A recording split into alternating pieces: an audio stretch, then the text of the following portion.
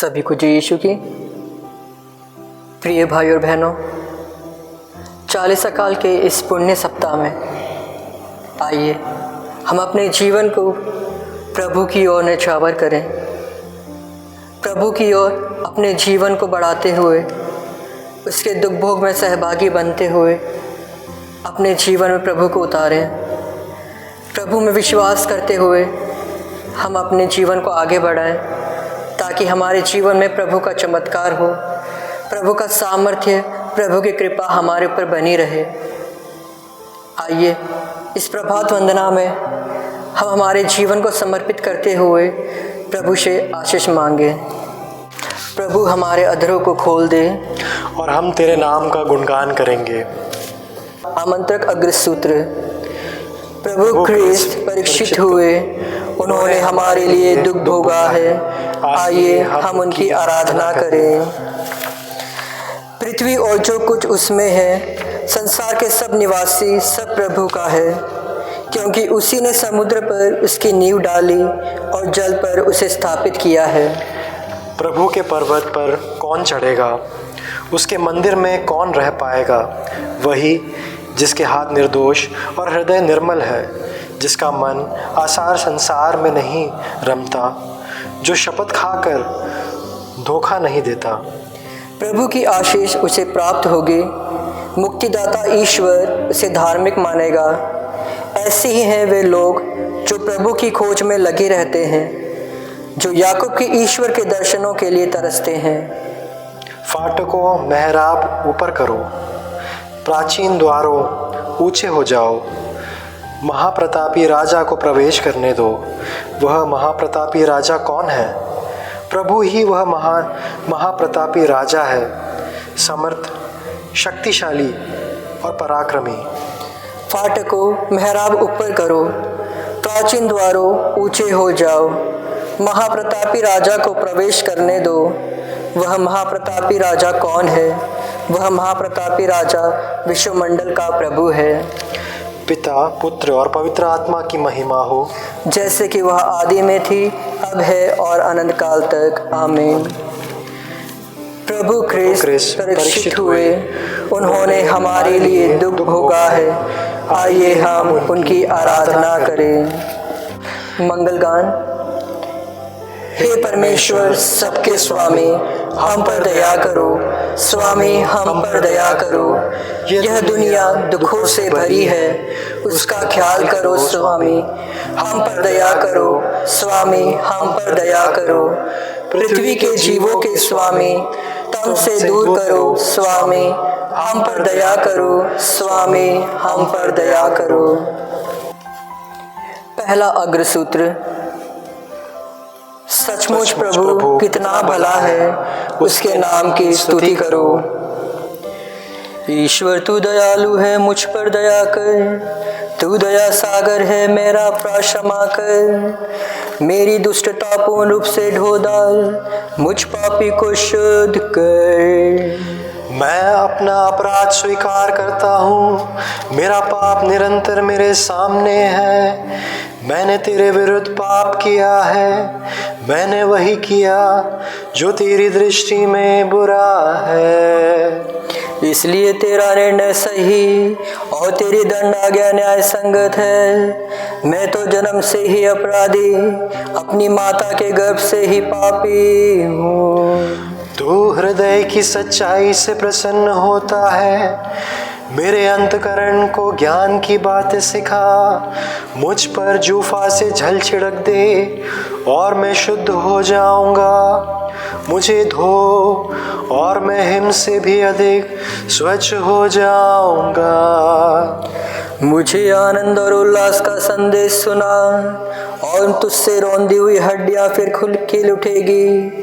मेरे पापों पर दृष्टि ना डाल, मेरा अपराध मिटाने की कृपा कर। ईश्वर मेरा हृदय फिर शुद्ध कर और मेरा मन फिर से दृढ़ बना।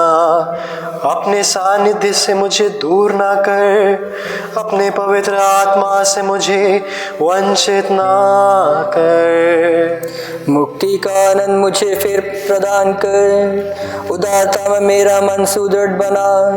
मैं अपराधियों को तेरे मार्ग की शिक्षा दूंगा और पापी तेरे पास लौट आएंगे। ईश्वर मेरे मुक्तिदाता, मेरा उद्धार कर और मैं तेरी भलाई का बखान करूंगा। प्रभु मेरे होठ खोल दे और मेरा कंठ तेरा गुणगान करेगा। तू बलिदान से प्रसन्न नहीं होता, यदि मैं होम चढ़ाता तो तू उसे अस्वीकार करता। मेरा पश्चाताप ही मेरा बलिदान होगा, तू पश्चातापी दीनहीन हृदय का तिरस्कार नहीं करेगा। प्रभु सियोन पर दया दृष्टि कर, यरूशलेम की चार दीवारी फिर उठा।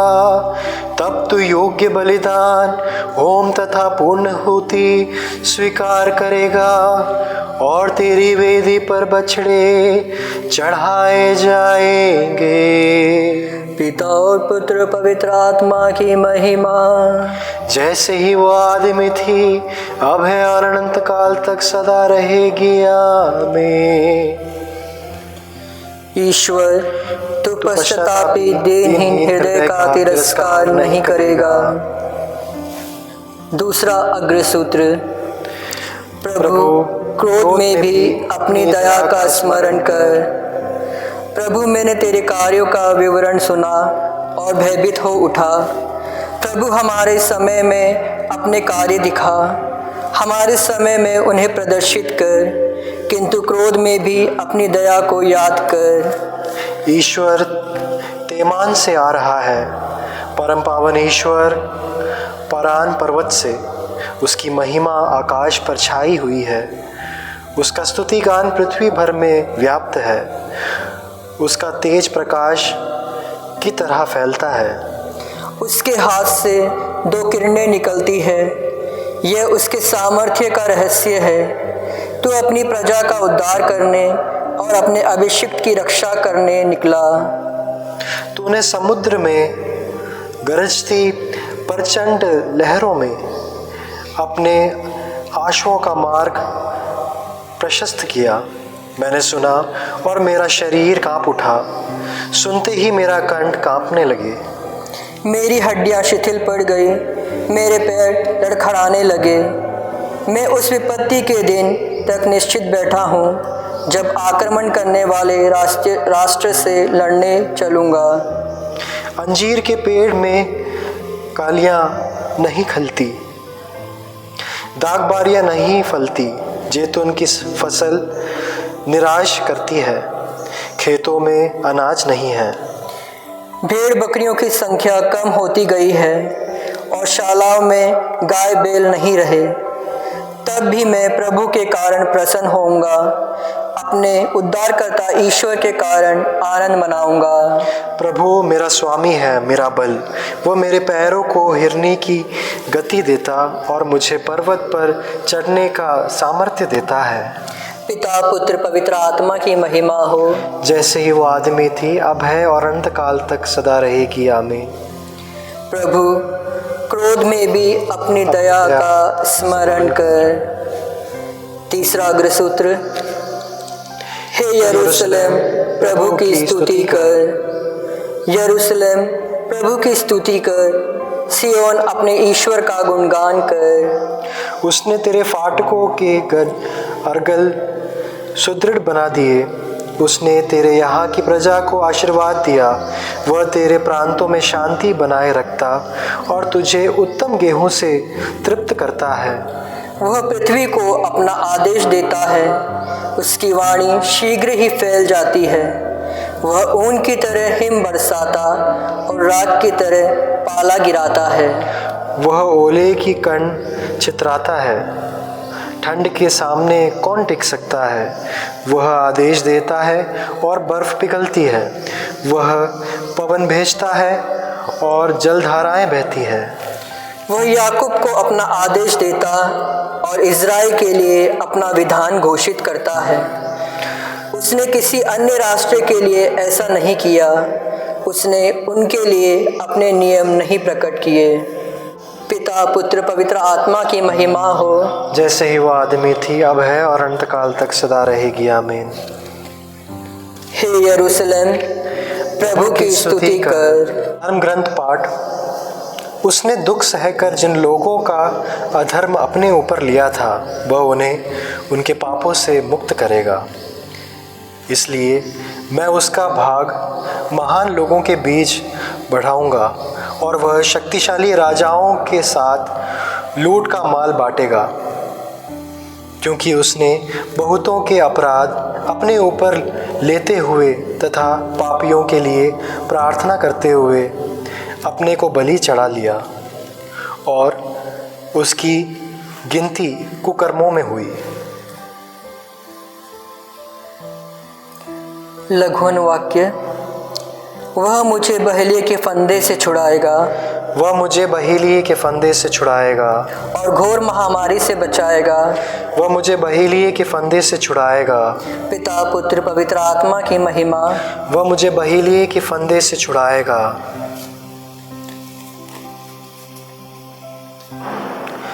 वह उन दुष्ट असामियों का सर्वनाश करेगा और अपनी दागबारी का पट्टा दूसरे असामियों को देगा, जो फसल का हिस्सा समय पर देते रहेंगे। धन्य है प्रभु इज़राइल का ईश्वर, उसने अपनी प्रजा की सुध ली है और उसका उद्धार किया है।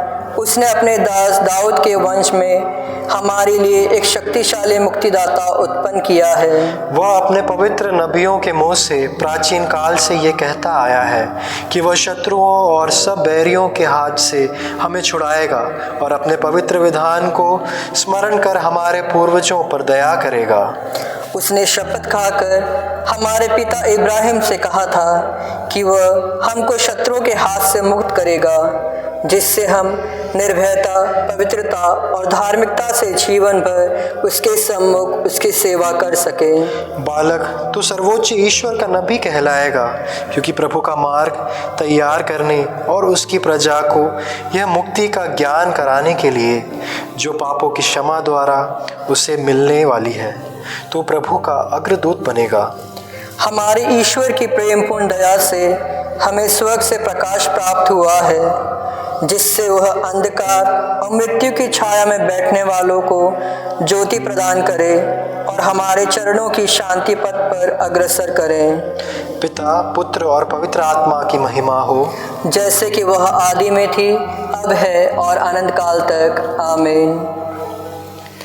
वह उन दुष्ट असामियों का सर्वनाश करेगा और अपनी दागबारी का पट्टा दूसरे असामियों को देगा, जो फसल का हिस्सा समय पर देते रहेंगे।